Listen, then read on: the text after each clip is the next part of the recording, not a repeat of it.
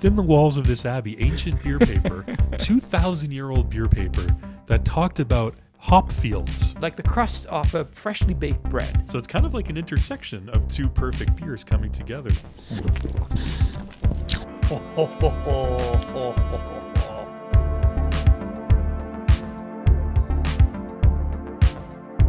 Look at this, okay? We have not reviewed a Weihenstephaner beer in a very long time, since year one of Beer Brackets, and our review of the Weihenstephaner Hefeweissbier was one of our most viewed reviews if you look back at this point. Yep. It got the perfect beer score. It sits on our perfect beer roundtable, and I must say there is another wheat beer Dunkel that sits on our perfect beer roundtable too. So it's kind of like an intersection of two perfect beers coming together, the style and the brewery. I never in my life thought that I would be able to try this one unless it was on a visit down in the States visiting you, and maybe on vacation at some point I'd see it in a beer fridge and I'd be able to pick it up, man. But it just did not exist in Canada. This wasn't a thing. But as I told you, buddy, I did this little incognito trip across the Ontario border back in there to go to an LCBO, and I saw some beers. I set reminders. I set beer notifiers on the LCBO website to let me know when certain beers, if they ever came back into stock, even though they've been out of stock for years and years and years and years. And I got a notification that this and some others were in stock, so I had them shipped. I drove like an hour each way. I picked them up. Finally, look at this. After so much time, we are getting to try together the most important part of all this in the beautiful Beer Brackets pub, buddy. Are going to get to try the Weihenstephaner Hefeweissbier Dunkel.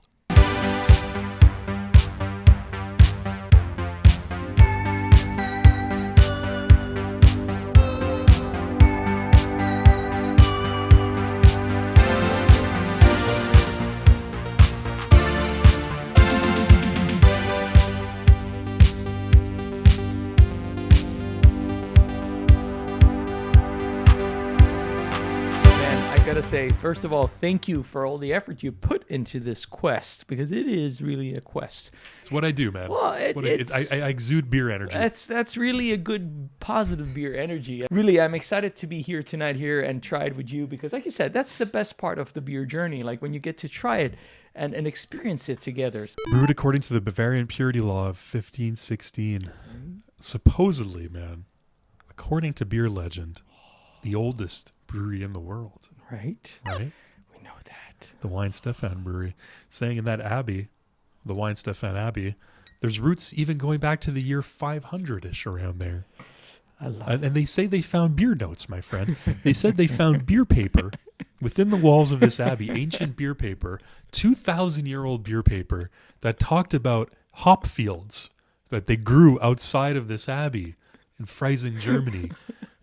The creators of beer, maybe, perhaps. Well, it's possible. The question I have for you, my friend, when they say beer note, the question I have, do they mean were they scrolls? First of all, could they be scrolls? All right, I'm excited already. Look at this. It is an ancient Canadian beer scroll, my friend. Love it. Another element that comes to mind, are they just very ancient beer napkins of people like taking notes as they were drinking beers?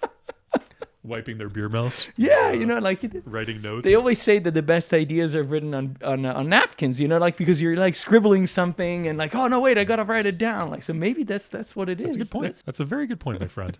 It's an extremely good question that I frankly do not have an answer for, but I do have an answer for when we are going to try this beer, and I think it is right now. I think we need to pop these open. Let's do it. I've been dying for years to try this beer. Let's do it. It's an historic Beer Brackets moment, buddy. Man. Let's do it, man. I just took the biggest sniff of my life out of this bottle. Oh, Weihenstephan, they know what they're doing, man. They know what they're doing. Oh. And you have the proper glass there, man. Like, you're set. 5.3% alcohol. Interesting. Oh. Saved a little bit for the mouthfeel refresher. Oh, yes. All right, buddy. What do you think of the aroma? Man. Look at these beautiful yeasts at the bottom here. It's so balanced, man. Like, I just can't say this enough. Weihenstephan really has the most accurate and precise balance when it comes to beer, aromas, taste, and everything. All the estery notes that you expect, clove, banana, very well placed. And then you have these roasted characteristics that come across, like the crust off a freshly baked bread. Like, that's what I smell immediately. Yeah.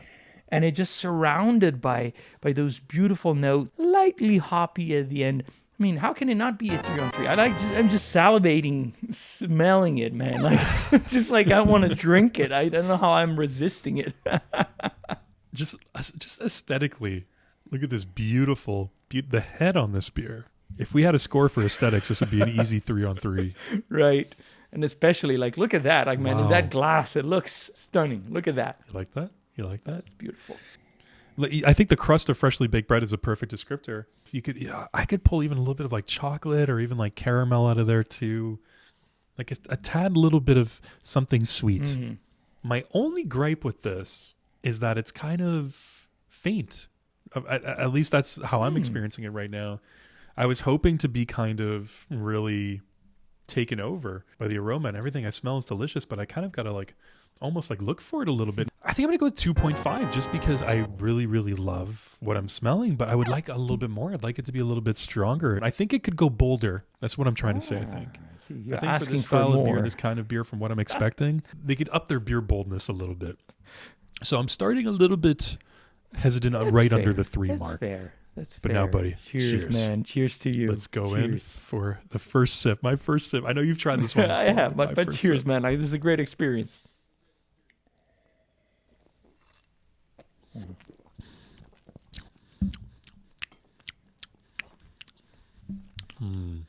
Oh wow. Oh wow.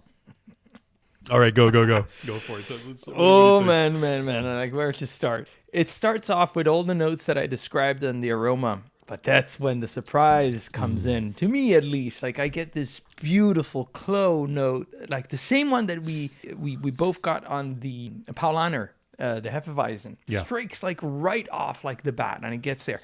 But then it builds off this rich, caramelly, almost slightly roasted character to it at the very end. So you get this very interesting experience. Like, it starts off like a very mild, like you said, more toned down, balanced beer, but then you have this beautiful clover note that comes through, and then the roasty finish that lingers in the end that says bye. Like, but just talking about the it says beer bye. I don't know. I really like it. Yeah, 3-on-3 so far. Yeah, you get a little bit of that banana clove that you get off the regular Hefeweizen. We've described beer as being like banana bread before. You know, when you combine, you know, those chocolatey, roasty flavors that you would expect from a Dunkel with a base of a Hefeweizen, well, it's the perfect mix of what you would expect of those two things, and it just works so beautifully. And the taste evolves. Subtle, flavorful, satisfying, complex. It's a 3-on-3 taste for me, Tim. That's delicious. That is absolutely delicious. Just beer wizardry. At its finest. Now, buddy, mouthfeel. We got to do a quick refresher here. Here we go. Got to shake that up. Oh, yeah. Look at that good stuff. There it is. As much out as I can. All right, buddy. What do you think of the mouthfeel? Great carbonation running through. Very fine bubbles. No oiliness, stickiness. Very drinkable, like you described. It starts with this very complex palate, and then it just transforms and just cleansed very, very nicely. I will say, though, and this might be an unfair comparison, but I consider it fair for the fact that it's within the same brewery. So one of the things that I really liked about their Hefeweizen, that one of the reasons why also it sits on our table, at least for me, is how velvety the mouthfeel is. Yes. And yeah, I know you haven't tried that other beer yet, the Vitus that I have. I've got a chance to try, and we'll see if in the future there might be an opportunity. The extreme velvetiness, almost silky, that makes it almost creamy. I can't say I find that here. To me, from my personal experience, it's something that I would expect a little bit, while I don't Yeah. find it quite in this one. What to me is bringing it down a notch. So I think I'm going to go with the 2.5 because everything else is perfect. So it's almost like an expectation that comes from me from having tried some other their beers. That's really interesting that you say that, because I'm actually, one of the things I was going to say is that I really enjoy that sort of creamy, velvety mouthfeel that I do associate, like you said, with their regular standard wheat beer. But I will agree that the wheat beer has more of that effect. Yeah. Almost like it just coats your mouth completely. Yes. With this creamy foaminess when you take a sip. This one, it has elements of that. It definitely does. You can tell it's a Weihenstephaner beer. Like if I was blindfolded and somebody gave me this glass and said, "Who brewed this beer?" I think I could guess Weihenstephaner just from that mouthfeel. And this is only the second of their beers that I've tried, and it's very reminiscent of that. But I agree with you; it's on it's slightly lesser scale. But yeah, creamy, velvety, smooth, and it's foamy. It's a foamy carbonation. It's not a sharp carbonation, so it's very alive and foamy. Oh, one last sip before I give my verdict here, because I'm teetering between two scores. I mean, it's encouraged, and yeah, I understand. It's difficult. It's difficult. 2.5. Yeah, I'll go 2.5. I'd agree with that. You know what? I want to like sort of pin something to my description of the aroma, because I remember I was reading the website, doing my beer research before we did this review, and I saw that they mentioned ripe banana as a characteristic. You know, those old dingy like black bananas that you have like hanging on your banana hanger from weeks ago. The little fruit flies are starting to accumulate around them. I wasn't getting that, but just now going in and taking that last sip of the mouthfeel, I got a big whiff of ripe banana. I got it. I think it takes a moment to evolve probably within the glass. Yeah, I can definitely see that. Like now that you mentioned that, it paints the picture perfectly, man. Yeah, I think the aroma might need just a little bit of time. I think this is the kind of beer where it gets better when it sits out for a moment, for a couple of minutes. Yep. All right, my friend, the finish. So, what do you think?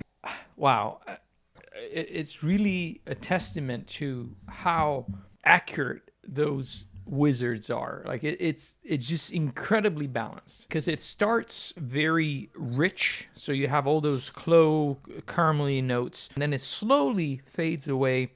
Banana, clove, caramelized notes, everything is still there. It just slowly goes away, and it's done quickly enough that it invites you back into the glass. So it's extremely sessionable. I just want to go back and take another sip of it. To me, when a beer does that so perfectly, that's a sign of greatness. But also there's a little surprise in the sense that it doesn't completely go away, right? Like it just stays there. A little beer surprise. It just stays there enough to say like, hey, like, you still have some in your glass, and if you don't have any in your glass, you should get another one.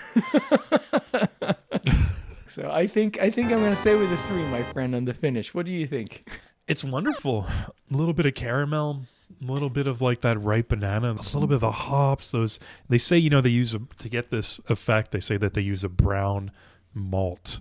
That really comes through. If you think the crust of like a whole grain loaf of bread, like a brown bread, it's enough of a finish that it leaves you with this delicious beer memory, just like lingering in your mouth from a couple of seconds ago.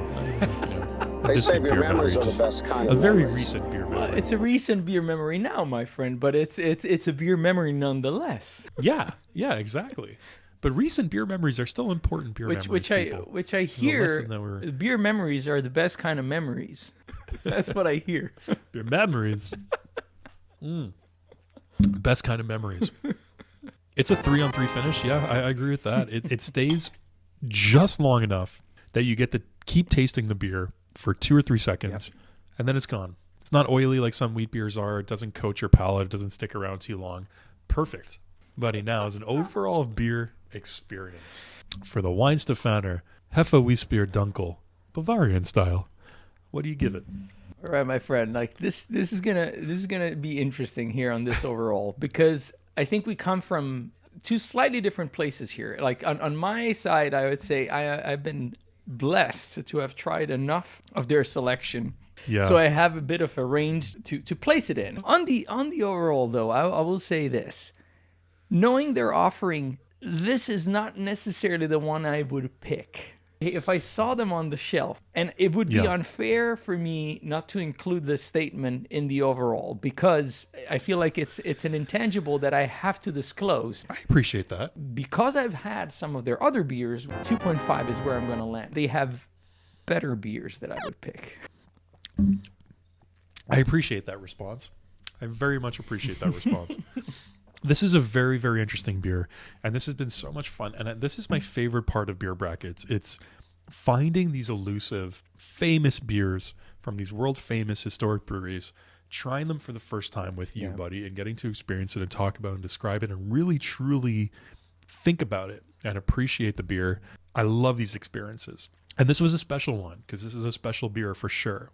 For me, it still falls a little bit under their regular Hefeweizen. I haven't tried too many wheat beer dunkels. It's actually the only second one I've tried. And it's unique as far as the two that I've tried. As just a beer, it's unique. And it's very well done. It's masterfully done. It's delicious. Very, very memorable beer experience. There's still just a couple of things. I would like the aroma to be a little bit more present. The mouthfeel is a little bit lacking for me. Like I said, I gave it a 2.5 for a reason. Because of those areas that I gave 2.5s, I think I'm going to have to go 2.5 on the overall as well, and agree with you, buddy. See? Fantastic. Great. I would recommend this beer any day of the week. But there's just a little something missing from it. Just Which man, like, just makes me even more excited knowing that there might be some more in the future to try. Like, makes it even more exciting. There might be a Vitus waiting in the wings. We will see. We categorize this beer the same way. For myself, as a 4.5 on 5, and for you as a 4.66. So for both of us, man, an outstanding beer. And this was an outstanding beer experience, my friend. Again, so happy that I got to experience this together with you. Cheers, buddy. Cheers to you, my friend. Another Weihenstephaner beer reviewed in the beer brackets world on our beer bookshelf, so to speak. It is. What a great experience. So thank you again, my friend, for taking the time and putting in the effort to go and hunt for this beer and bring it in as a true beer explorer back here in the pub and experience it together. So thank you for doing that.